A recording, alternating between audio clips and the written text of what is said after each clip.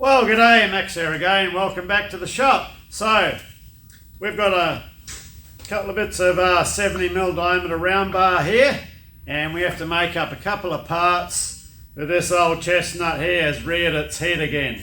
So, we'll swing it down, show you what we've got to make, and then we'll hook in and get it made. Right, so what we have to make out of these two pieces of 70mm round bar, these are just mild steel black bar, so that's fine. We have to duplicate a 9 or 10 inch length of this part here, this tube here, and make two of them out of the two bits of round bar. So let's head over to the lathe and we'll crack on. There's also a couple of funky features in the end that we have to duplicate, like these flats, these two tapped holes here. I'm not sure about this dowel yet, I have to check up on that.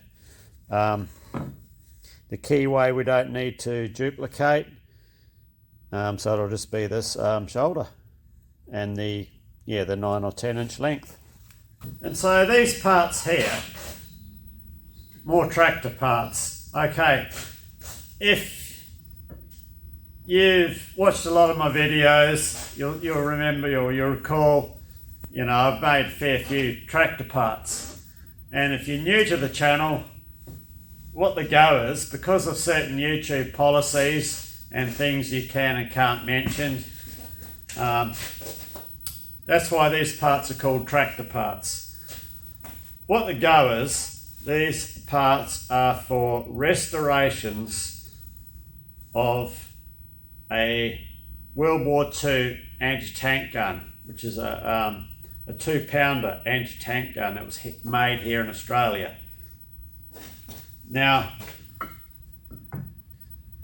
there's three of these that are getting restored at the moment. So that's, two of them, I'm not sure about the other guy's one, but two of them, two of them, I've been making a few parts for. So, that's the story. Tractor parts. I don't want to get involved with arguments with YouTube over certain subjects.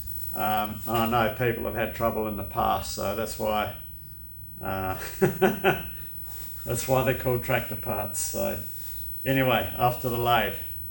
As these are the ends of the bar, we'll head over to the saw and we'll just cut off the length that we need. Probably we'll cut off 10 inches. Can't do much about the ends. This one's got a little hook hanging out of it. So I'll get them cut to length and then we'll meet you back at the lathe. Right, get this compound top slide swung back around so it resembles some form of normality.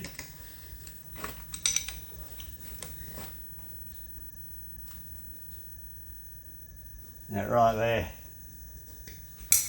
Yeah, I don't normally have it swung around. It was just that last job. We were just a little bit banged up for room when we were cutting that thread, so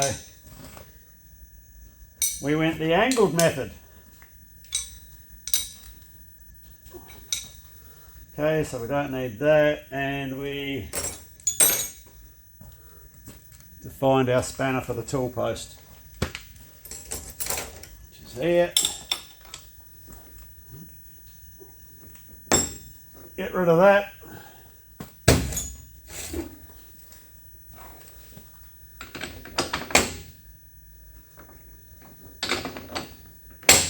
Something like that.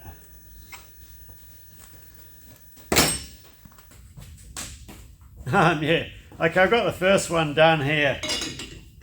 What the go is, because of all the hassles I had with the other video, making the tool post stud for our new tool post, which I haven't finished yet. The editing program that I use, Filmora, it's been giving me a lot of grief. So I'm just in the middle of doing a trial at the moment. That's the first one, so we've got to duplicate this.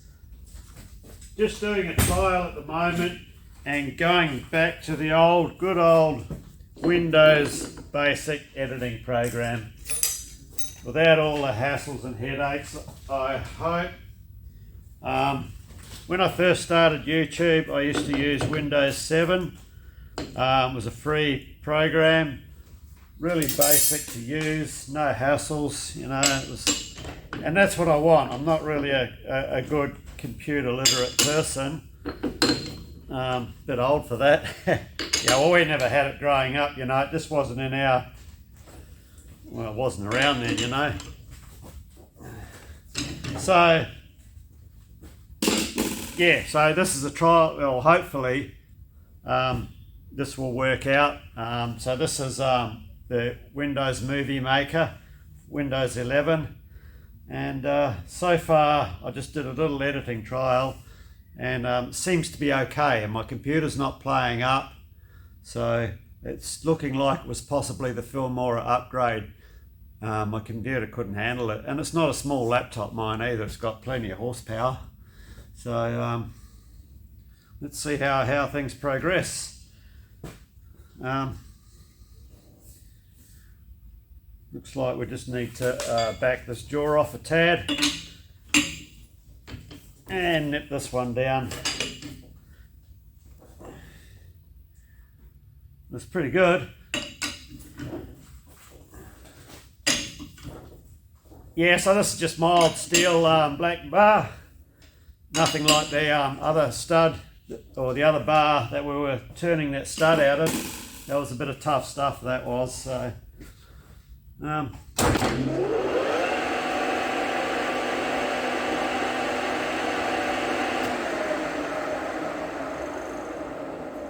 dramas.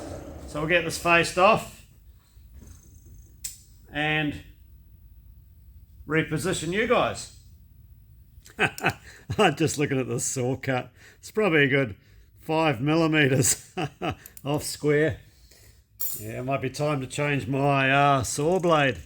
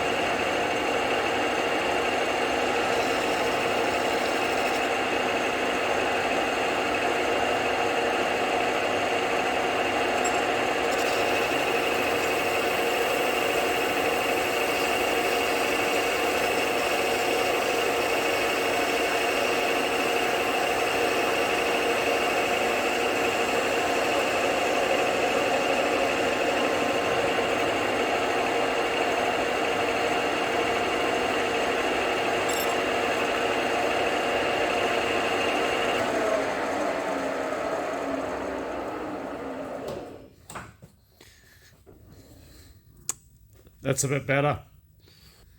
Right, change out our tool.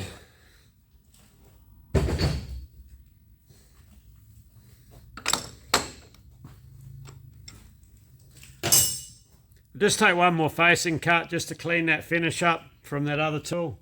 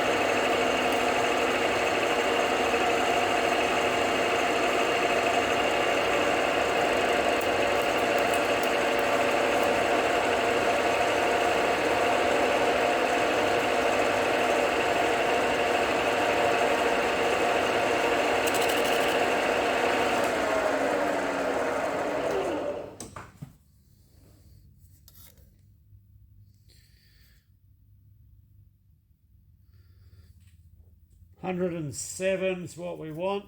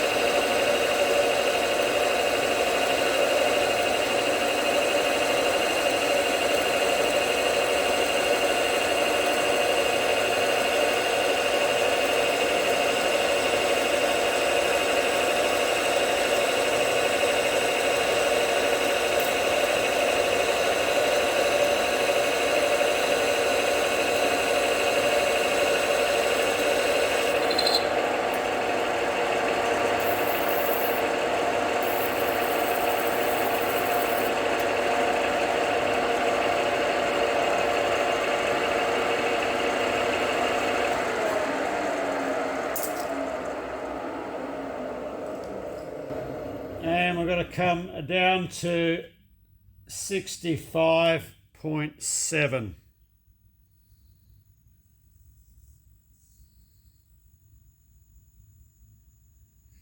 Just setting my vernier.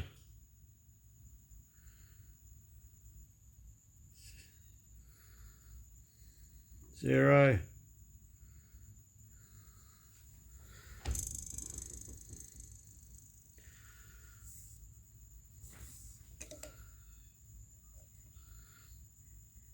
So we got 1.3, 1.34 to come off.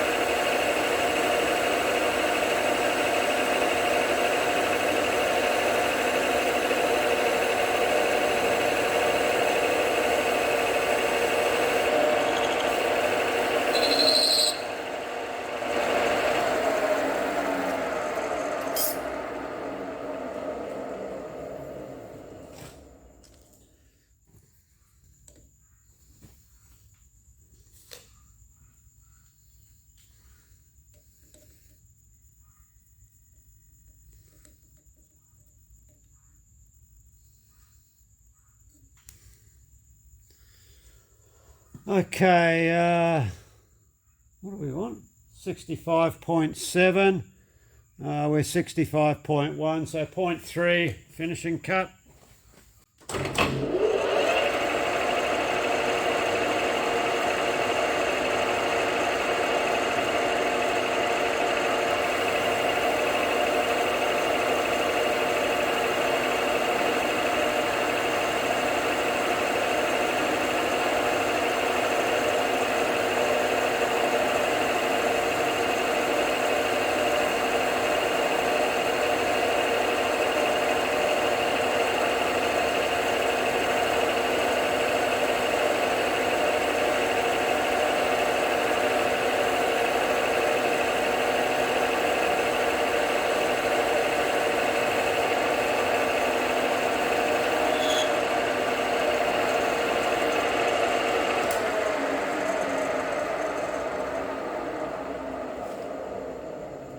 So this should be 65.7.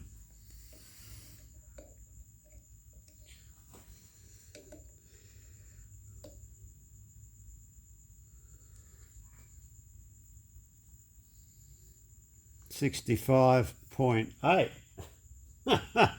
Oh, we missed it by 0.1.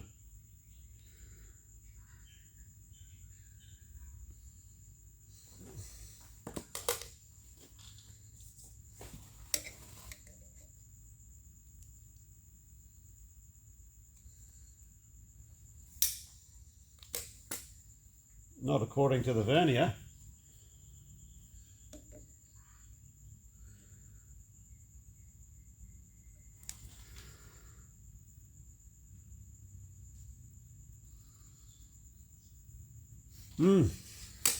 That 0.1 off.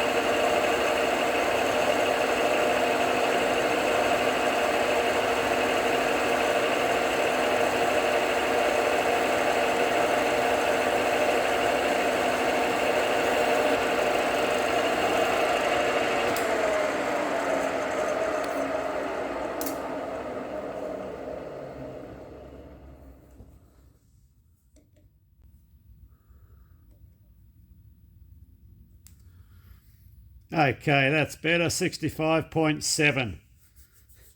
As the saying go, better to be looking at it than looking for it. Something like that. Oh, Mr. Fenner. Okay, next diameter. We are going back 57.35 diameter for a length of 70 millimeters, which is about there.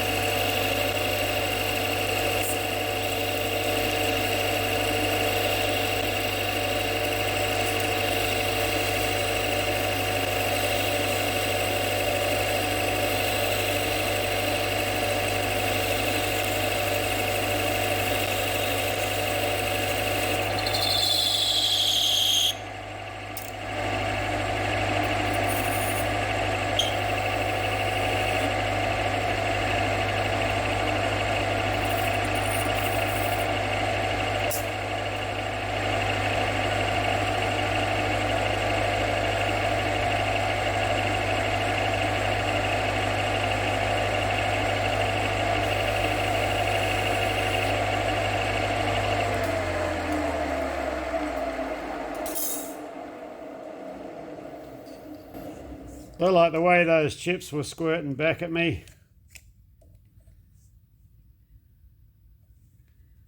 Okay.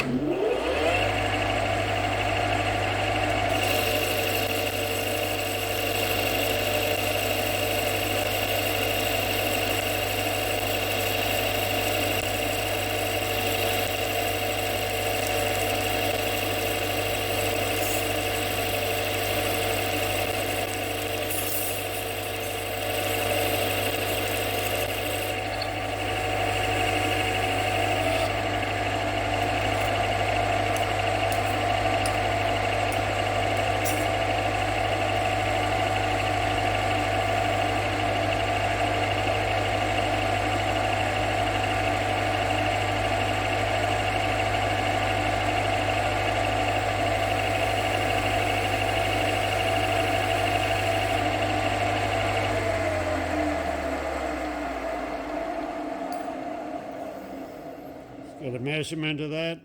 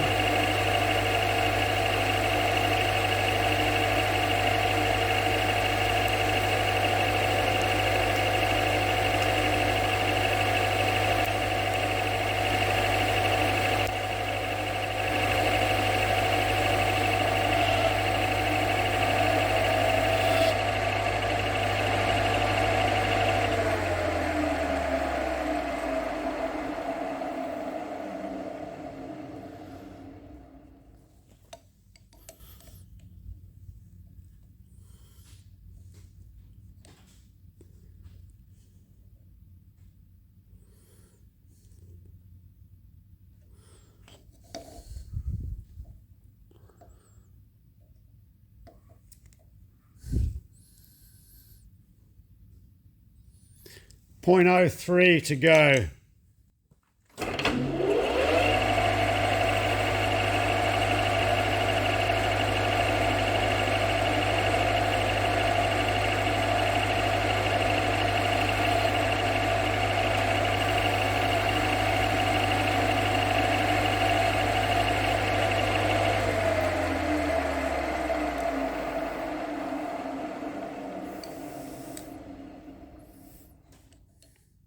Just taking that little sizing cut like that just registers the tool in a decent place.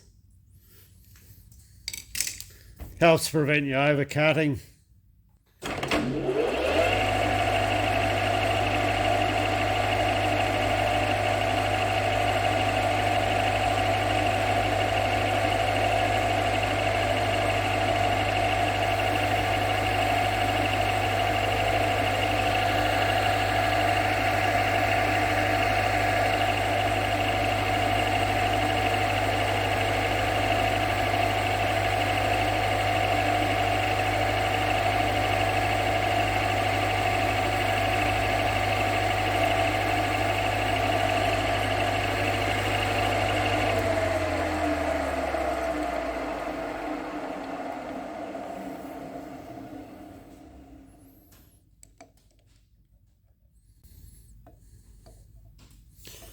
.36, 0.01 up's fine. Got a little step that's got to be turned in right on the end for 1/4 of an inch, 6.5 deep and 50.34 diameter.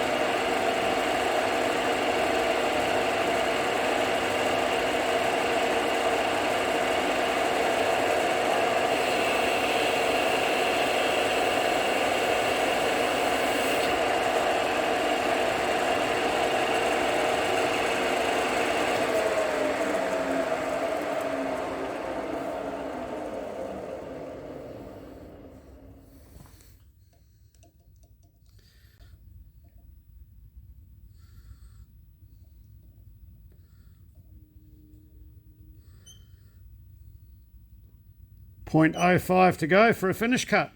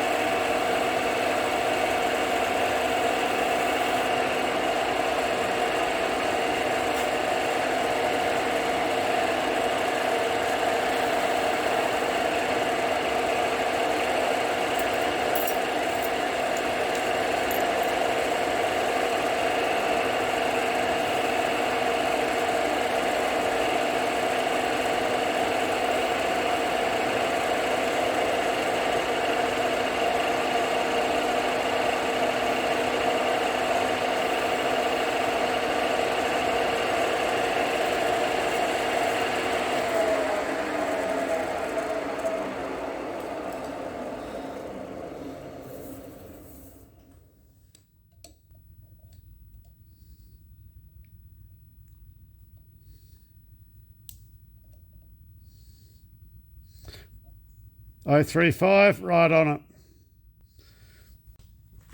Okay, that's all the turning completed on this part here, except this we still have to cut a thread. So I'm going to do both threads together last. So what I'm going to do now, we'll take it out of the 4-jaw. we'll get our new 3-jaw out of its box and we'll get that mounted up, and then we can grip this end here by the 3-jaw, finish turn that end there, flip it around, grip our newly turned end in the 3-jaw and screw cut our thread. Right, we need to get our bars set back up in the lathe. Now we have our 3-jaw chuck on, so we can finish the turning operations on the rear. And we've got more to do on the front, more to do on the rear, so we'll get them set up in there.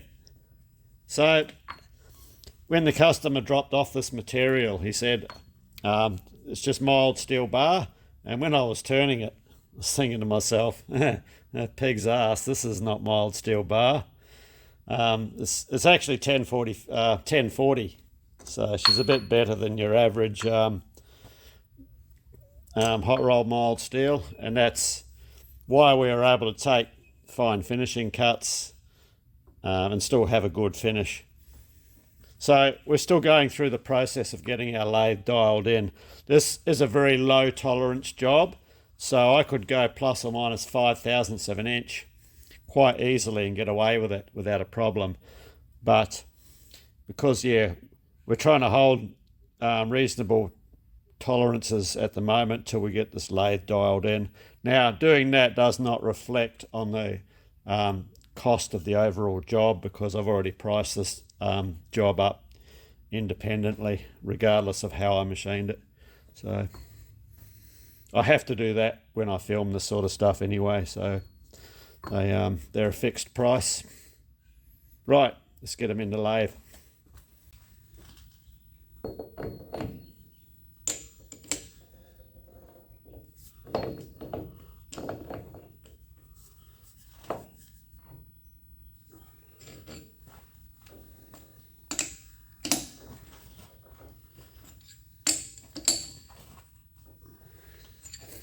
Gonna have to make a proper chuck key as well.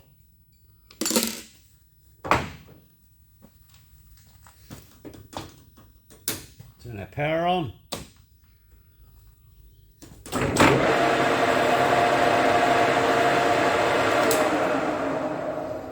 Okay, we'll get a centre drill on that and get set up with the centre so we can parallel turn all this back to whatever it's got to come back to.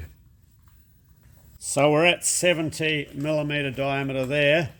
So we're going to rough it down to 60, and we'll take a finished cut, which will be down to 58.4 will be its finished size. So 10mm.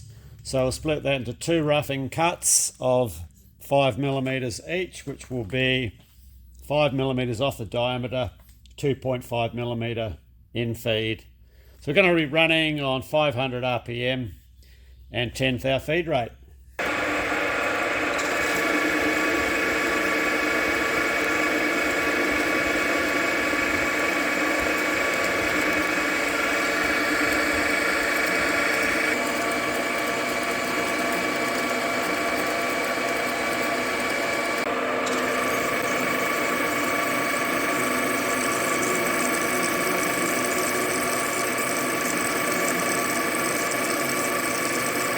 Yeah, backing that feed rate off back to 7th hour from 10th hour had the desired effect. Yeah, all the chips were starting to come back at me. Wasn't so bad on the first cut, but our diameter has changed, surface speed has changed, and these are actually coming off quite hot. So anyway, let's take a size, and we're starting to come up on our finishing cut. Right, we'll just get rid of this bit of string on here. That can go. So we need to get a size. We have to finish at 58.4mm.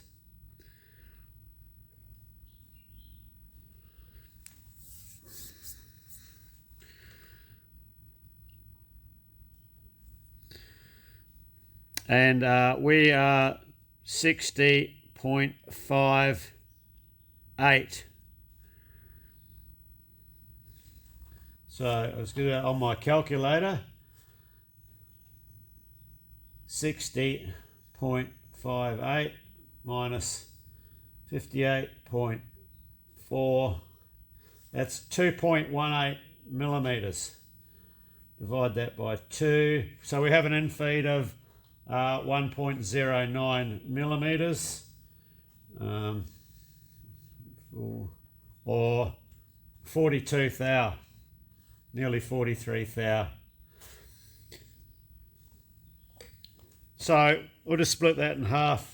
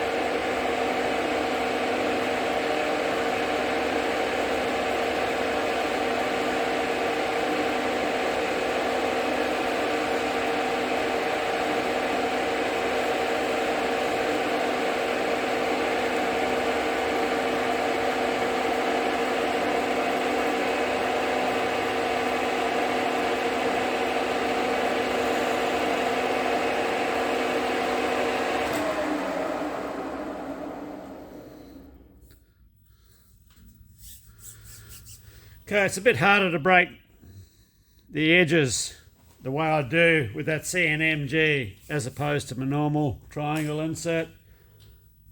58.4.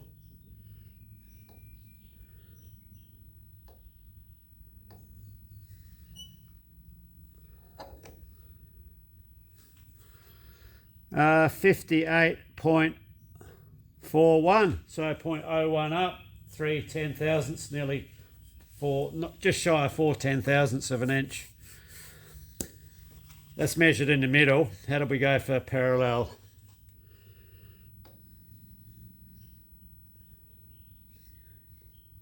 We're 0.01 under, so 58.39.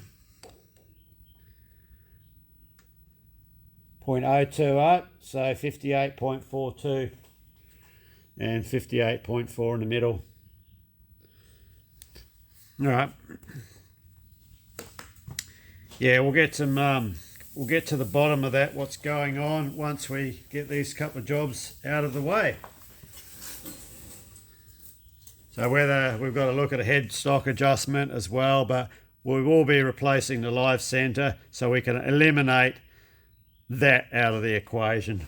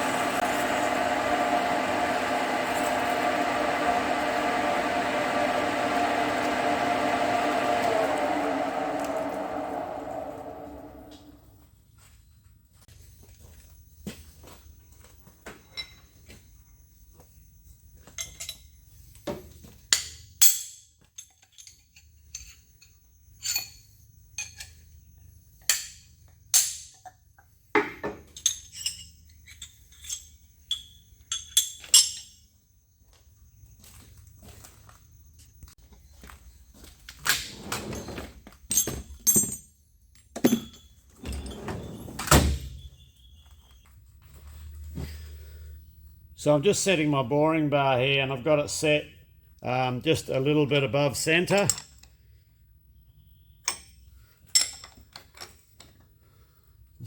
Make sure it stays where it's supposed to stay. Yeah, just a tad above center, and that will allow for the flex that takes place.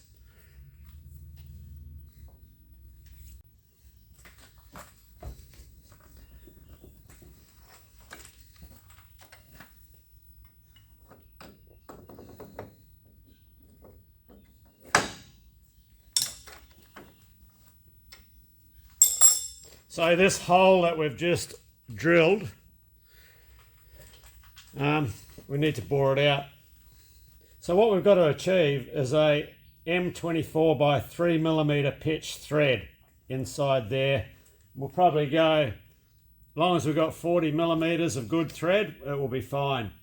So we've got two options. You can drill it to your tapping size drill and bust your ass winding a tap in it.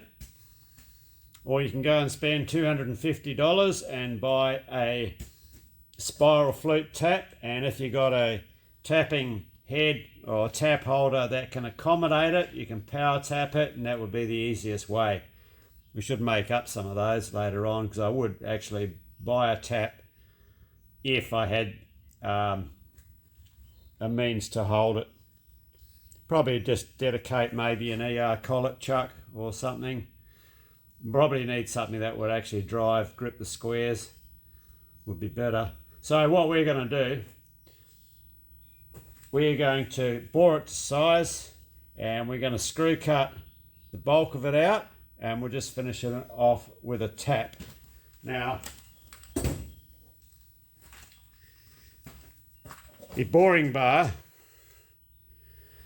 this is the only bar that I have that will fit inside an M24 thread. The next size up bar is just, if I relieved it, ground some clearance in it, it would be fine, but I don't want to do that. So I'd rather, we'll take out what we can. It's going to be on its limit as far as depth goes. You can't really see that. So if we pull up, we'll just go as deep as we can with this threading bar. And that way, when we run our tap down it, we're only doing a clean up cut. So it just takes the hard work out of it. Yeah, so we'll bore it to size and then thread it.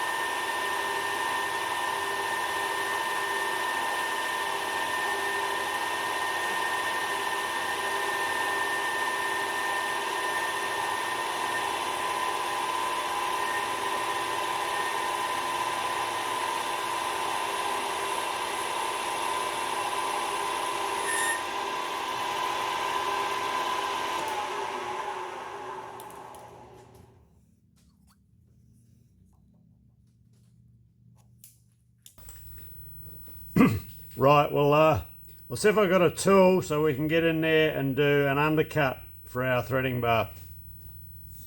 It was Father's Day yesterday, so my family got me a couple more of these rubber mats that I use. They're great, so comfortable to work on.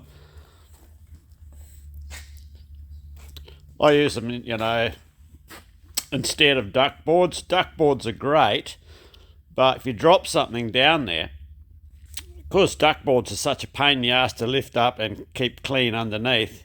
You virtually, if it's a small part, you might as well just make another one because you won't find it. So yeah, I use these rubber mats, and they're so comfortable under your feet. We'll get them everywhere eventually. Well, okay, that's all of the mundane operations done for our recuperator part. So next episode on this part, we've got the ID threading, the OD threading, and we've got the offset holes to drill and tack, and I believe we've got to make up a couple of brass valves that go in here as well. So we'll do all that next episode, and that will be the completion of these parts. And between these parts, and we still have to finish off our tool post stud, but this job came up right in the middle of this job. So this is a paying job, has to be done over my job. So in between the two jobs, I'm starting to get a good picture in my head now on how this lathe is performing, what we're going to have to do to it to improve its accuracy. So it's been a good couple of running sessions with it. So we'll do a video on the lathe, on its accuracy test, and what we're going to do to rectify that as best if we can. Because if we can't get it to the standard that I want it, that big heron lathe will probably go to the scrapyard.